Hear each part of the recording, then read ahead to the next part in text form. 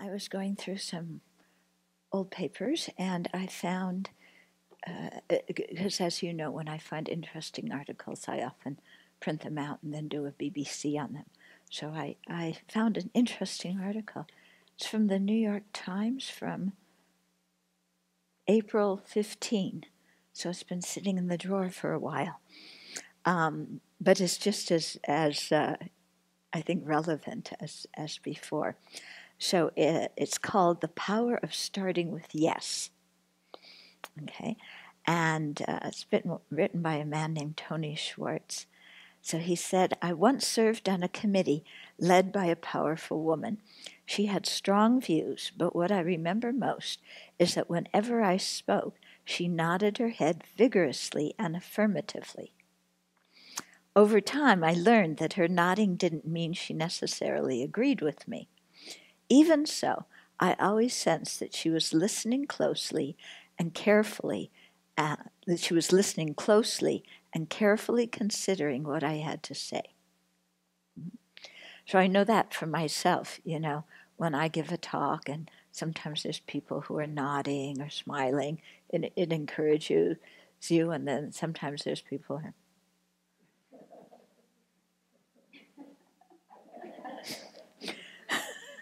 yeah, so a talk is kind of a co-created experience.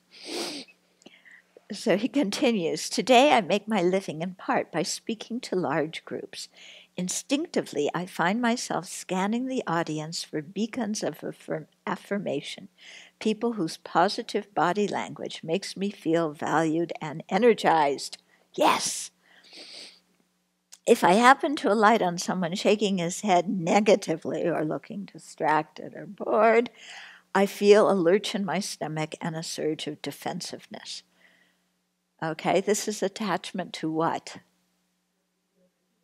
Reputation and praise and approval. Okay?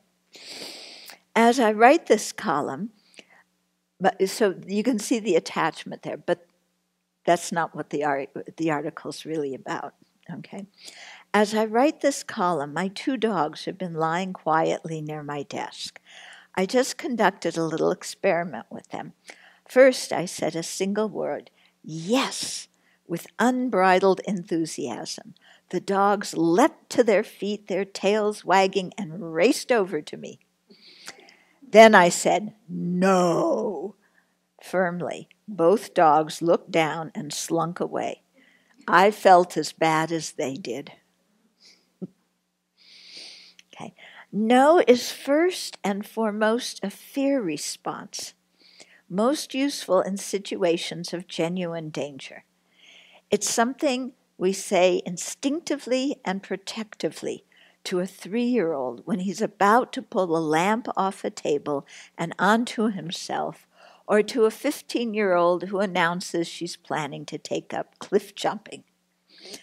Yeah, so the no response comes, very automatically when we sense that there's a threat or something to be afraid of. Okay. In situations like these, the instinct to say no serves us well. Okay. In a paper with called, then some psychologist wrote, organisms that were better attuned to bad things would have been more likely to survive threats. Survival requires urgent attention to possible bad outcomes, but it is less urgent with regard to good ones. Okay, so kind of in our primitive, living beings' primitive developmental stage, our reptilian stage as living creatures, according, to Darwin, then organisms that were better attuned to bad things would have been more likely to survive threats because you realize there's danger, and so you either get out of the way or you strike back, and then you live. Okay? Survival requires urgent attention to possible bad outcomes, in those kind of situations. But it is less urgent with regard to good ones. In other words, When you're in danger, you need to be vigilant. When things are going well, you don't need to be so vigilant. Okay, that's what they're saying. Okay, there is a difference, however, between surviving and thriving. Okay, because our survival is no longer under constant threat, many more of us have the opportunity to focus on thriving. Okay, now granted, some people, their minds still are focused very much on surviving due to some karma, due to some early conditioning. The mind is always looking out for danger and is thinking, I have to protect myself and survive. And so there's a certain amount of fear and anxiety about that. But, generally speaking, modern days, we're not too worried about wolves and lions and tigers and bears, coming to get us. So we have more time to relax about physical survival and turn our mind to thriving as human beings. Okay, the problem with no as a starting point is that it polarizes, prompts defensiveness, and shuts down innovation, collaboration, and connection. True, doesn't it? Yeah. Like, I know, I'll tell you one thing that I do. Often when, there's a meeting or something like that, and somebody voices an idea that I don't think is a good one, I go instantly into threat mode, like the whole world is going to be destroyed if people adopt this plan or like this idea, and I've got to voice it right now that this idea is awful, horrible, it should never be thought of again, and if I don't interrupt this conversation and say that, the whole world's going to fall apart. There's this kind of, do you ever have that? Like this urgency, I've got to interrupt right now and stop and let people know we are going down the wrong path and we have to stop now. Okay, so then I interrupt and I'm very forceful and people are in the stand-up meeting and looking at me like,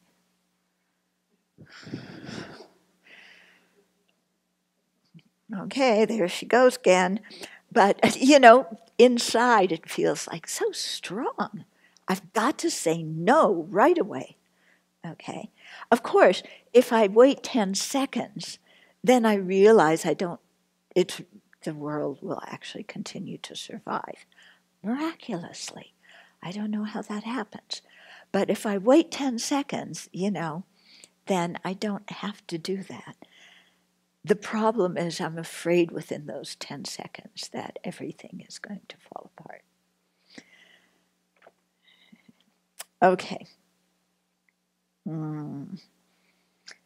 So the psychologist and researcher John Gottman has famously found that when the ratio of positive to negative interactions in a marriage falls below 5-1, divorce is far more likely. Duh.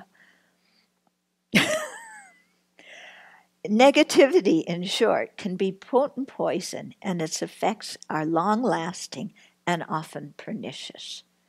When we come out just like that, then, other people get frightened, they get put off, and that becomes their image of us. Even if we have a whole other side that is kind and gentle and creative and fun to be with, people don't see that side. All they see is, me interrupting in the middle of some simple conversation and saying, no, we can't put the tulips there.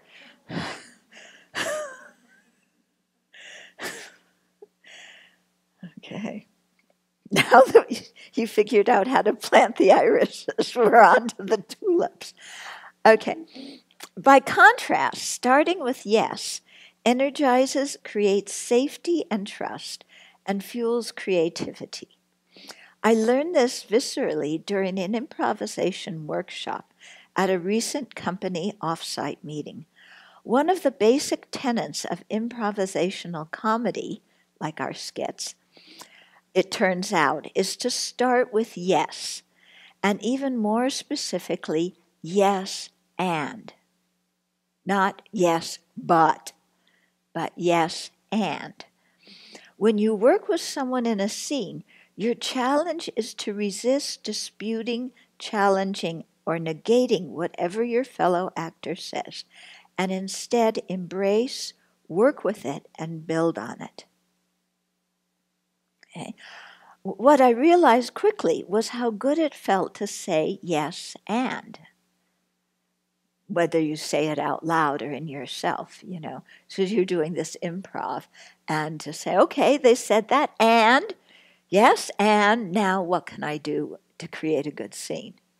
Instead of beep, beep, beep, that said this, I gotta fix it. Or they broke the rules, or I can't stand it anymore. So to say yes and how much more smoothly it made the scene move forward. Okay, so I'm going to pause here and share with you an experience that I saw with Lama Yeshe. And he did this all the time. It's something I really learned from him that unfortunately I don't do enough myself. But Lama, especially in the old days, at Kopan, we all kind of stumbled up the hill, and people in various states of, Lama, have you ever tried smoking dope? It's really good for meditation. And, Lama, there's some really good chocolate cake down at Freak Street. Why don't we all go down there? And, so people would say the most outrageous things sometimes. Lama would give this discourse on Dharma, and then somebody would raise their hand, and say, Lama, you were just talking about meditation. Well, I meditate, after I take LSD, and I have these fantastic visualizations. And, I went to this retreat on Hinduism, and I learned about Shiva, and I imagined that I was Shiva. In fact, I think maybe I was Shiva in a past life. And then they go on and on. They're supposed to be asking a question. 5 minutes go by. And they're on and on with this story rambling all over the place. And then finally, they're quiet, and Lama says, oh, very good, dear. I'm going, Lama's going, very good, dear. Yes, you talked about reincarnation. We believe in rebirth too, and here's how it works. And then he would explain how rebirth would work. Yeah, he would totally disregard the rest of the babble, but he would pick out one word and say, yes, that's very good, and then talk about that.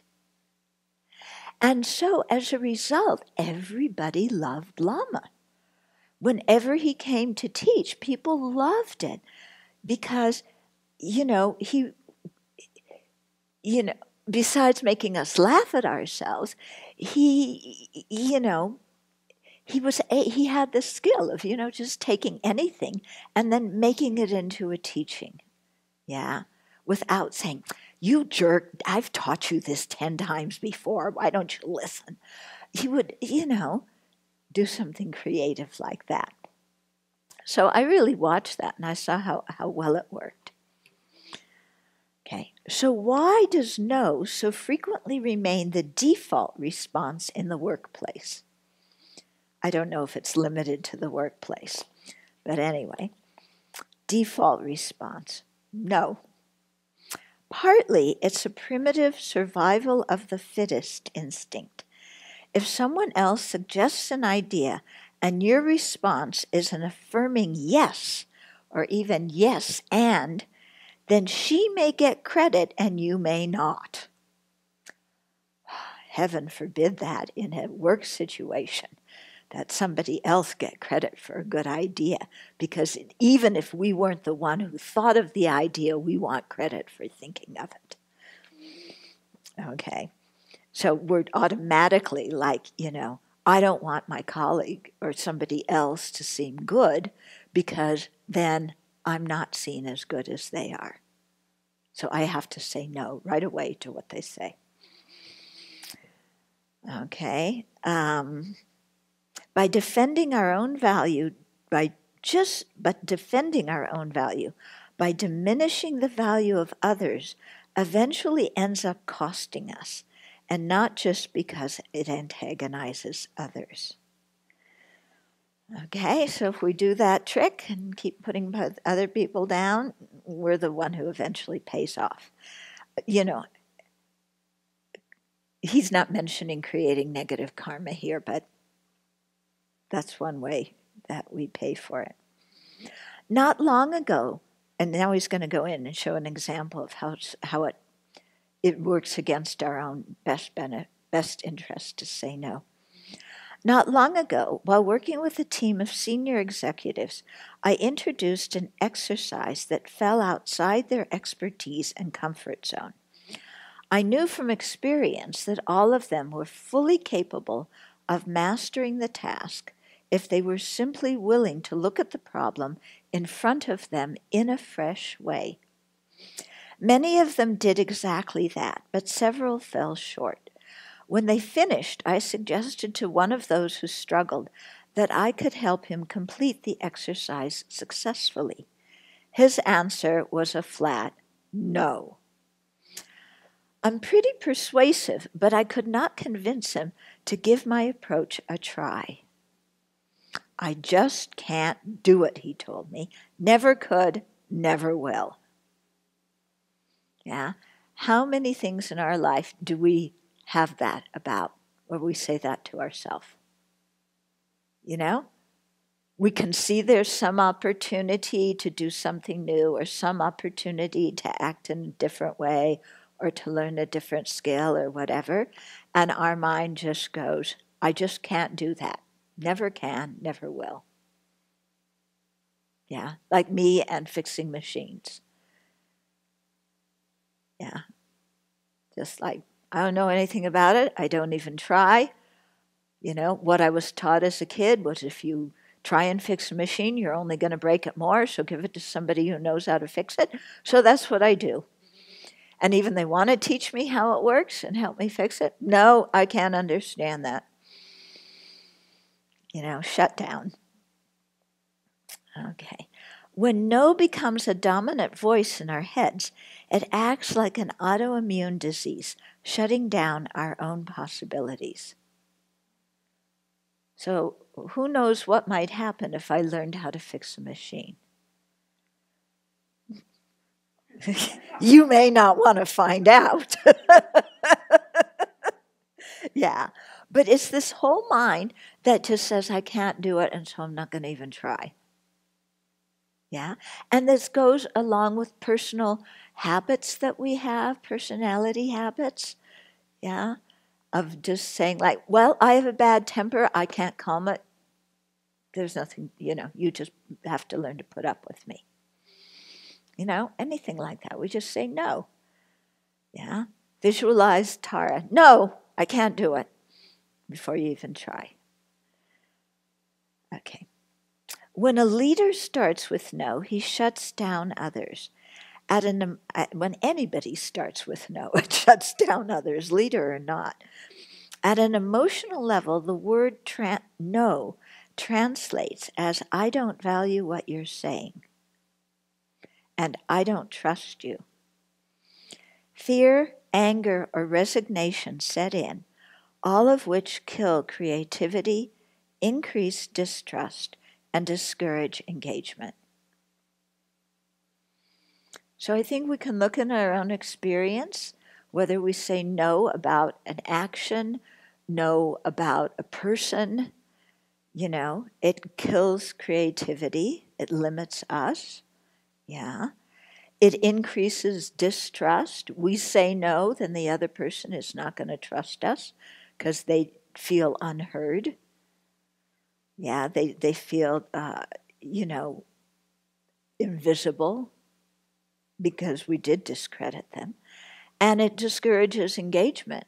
If we start out with no, then who's going to want to talk to us? If it's like, with your parents when you were a kid, what they would say no about, so you didn't ask them. Yeah, remember that? Mom and dad wouldn't let you do that. So what did you do? You go around the back. Yeah? So it discourages, engagement and trust. Because they're always going to say no. Or similarly, a parent to a child, if they feel the child is always going to say no. In our teenage years, where whatever mom and dad said, foregone, no. Yeah. Maybe some of you, this wasn't the case. Yeah. But for many teenagers nowadays, whatever mom and dad said, you automatically say no to. But that doesn't really function well. Yeah, nor does it function well when a parent automatically says no. So that, it's in any kind of relationship this happens. Like any strengths, receptivity and positivity, the expressions of starting with yes eventually become liabilities if they are overused. So if we use receptivity and positivity too much, it doesn't work too well. They can turn into indulgence and lack of standards. So, having the inability to say no, often because we're afraid people won't like us, and we're people pleasers because we're attached to our reputation and hearing nice, sweet words. So we don't say no to anybody, or we don't say no in circumstances where we need to. Then that becomes a big problem also. Okay? Because it turns into indulgence and lack of standards. Yeah. And just plain old unclarity. Nobody knows where we're at. But if starting with yes, but starting with yes doesn't necessarily mean ending with yes. I think this is important. We can start with yes, but it doesn't mean, somebody says that thing in the meeting that I disagree with. If I could say yes and, it doesn't necessarily mean we're going to end with yes. Yeah, but if you say yes, it shows a receptivity to the idea, and it increases some discussion and communication. Starting with yes signals interest and respect. Ever since our company off-site meeting, I've made it a regular practice in meetings to seek opportunities to say yes. I don't always agree with everything I'm hearing, but I can almost always embrace some aspect of an idea being presented and build on that. So we don't have to agree with the whole thing the person is saying, but you take one aspect and then build on it. And sometimes by building on it, then you lead to something that is very different than their initial proposal. That may work better. The unmistakable and welcome consequence is that it feels as if we're all in it together. The intelligence of the group invariably exceeds the sum of its parts. So if we learn to say yes to each other, yes and, then we build on what each other think. We can create something new that none of us would have thought of as individuals. Whereas if we start with, no, won't even consider that, then we don't get anywhere. I remember we had somebody staying here one time who proposed, what was it? He was a young man who had a hard time with rules. You might remember he proposed that we would have 2 weeks where nobody did anything they didn't feel like doing. Yeah. So there was no rota, there was no people assigned for cooking or cleaning. You know, we had the schedule, but nobody had to come to anything. You know, you could do whatever you want, whenever you want. You could go in the kitchen and cook yourself an omelet at 3 in the morning. You know, you could do anything. So he suggested that we do this for a couple of weeks because it would really help us to see, you know, how much we actually needed rules and how much we were just being old fuddy-duddies. So he proposed this idea to me. I knew this person quite well after his staying here for a while. So I said, oh, that sounds like an interesting idea. Because if I said no, it would not have worked. I said, oh, that sounds like an interesting idea. Yeah, we could do that, you know. So just think about it some more and tell us how you envision it happening. And then maybe we could try it, you know, then put it to the community, see what the community thinks, and then maybe we could try that. Yeah, and he never did anything about it after that I remember. Right. No, nobody came out and said no in a heavy way. Or we agreed to try it for one day. I don't know if we ever did or not. Yeah. But just the fact of saying yes, then he felt heard. Yeah, even though it never really went anywhere. Yeah. But he felt heard, which was very, very important for him, you know. And I think it was important for us to hear him. And it was an interesting idea, not that I really wanted to do it. I'd done a lot of that kind of acting myself, you know, whatever you want, whenever you want. Yeah, but it was interesting just to say, yeah, sure. Okay, comments, questions? I think the author would do well to go into an elementary classroom because, you know, anyone who's taught elementary school knows this one quite well, that if you start off with no, you're done. And my first couple of years of teachings, you know, I had everything planned out and it had to go my way, and it was miserable. So finally, when I was asked to teach an art class, I had the whole thing about how we're going to clean up, perfectly orchestrated. And it was about 10 minutes of hell, and then I just sat down and I said to these grade 4 kids, okay, this is not working. You figure it out. So they did.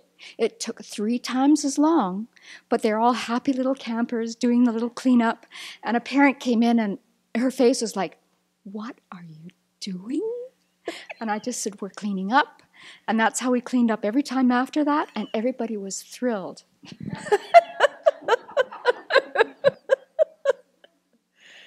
Yeah. Yeah.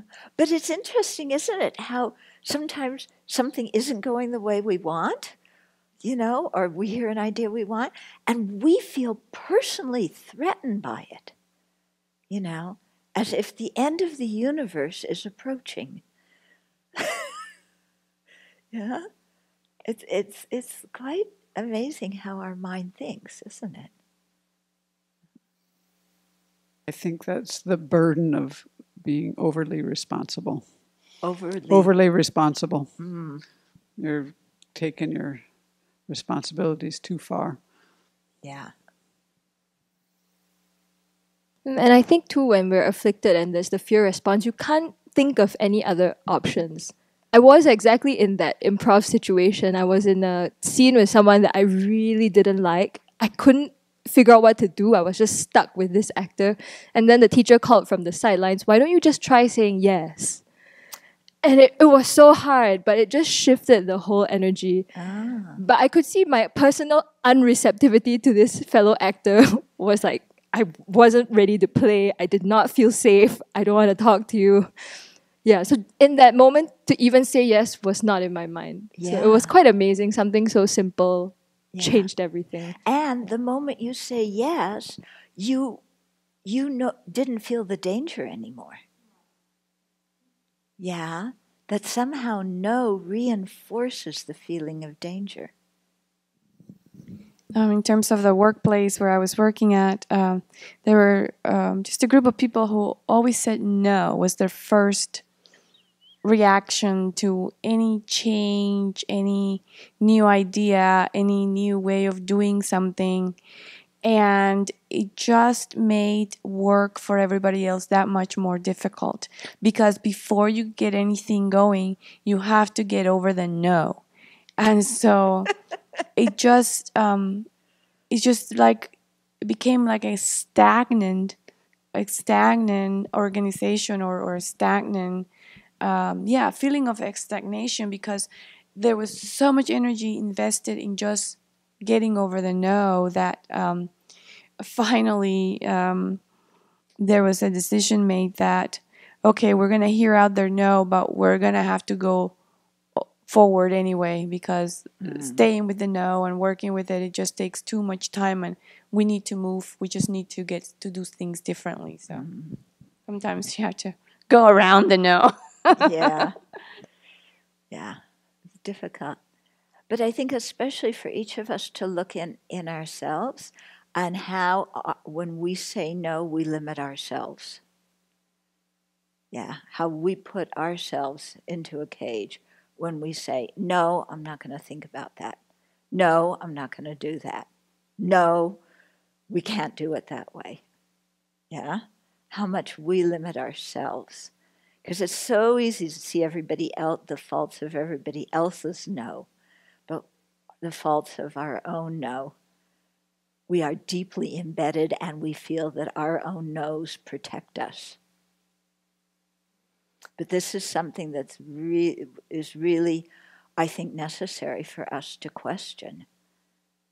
When we say no to things.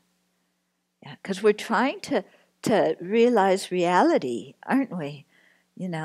And you hear teachings on emptiness, which is a radical departure from anything we've ever experienced before. And if we greet that with no, then definitely we're going to be stuck in samsara for a long time. Yeah? Or some people with bodhicitta, they hear the ideas of bodhicitta, and they just say, no, I can't do that. Impossible. And as soon as you say that, you've put yourself in shackles. Okay, so the other thing I wanted to say was this idea of building on other people's ideas, the way Lama Yeshe did. Yeah, people said something, then he would build on it. And just what can happen when we work together and build on each other's ideas, rather than thinking that, okay, I'm directing this and it has to go my way.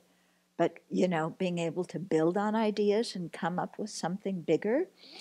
Because I hear so much in popular culture now, the word confront. This person has a drug and alcohol problem. I'm going to confront them. Yeah, this person's cheating on me. I'm going to confront them. Do you hear that word a lot? I hear a lot of confronts, and also in the media. Yeah, we're going to confront this head on. To me, confront is it is a word that invokes in me this thing of, I have my mind made up and it's going to go my way, and I'm confronting somebody else with what they're doing that I don't like, and they're going to change. Okay? And confrontation, it's harsh. That kind of confrontation is so harsh. And people don't feel heard because actually we're not listening. We're pushing our way. Yeah? The rule is like this. We're going to do it this way. This is my idea. We're doing it this way. Or you have this problem, you better realize it and change. And that kind of confrontation doesn't encourage communication, does it? Yeah? So I think this thing, because confrontation is, no, I don't like that. It's got to change. Whereas, okay, yes, that's happening. And what does it bring? Where does it take us? What are the factors? getting people involved. Like you said, it may take 3 times as long, but people are happy in the end and you come up with something good. Yeah, this is maybe where patience, is a good word rather than, well, fortitude is good there too, but definitely patience, taking the time to work with rather than confront in the face. Okay, so you can please remind me of this. Probably you'll have opportunities starting in 5 minutes. So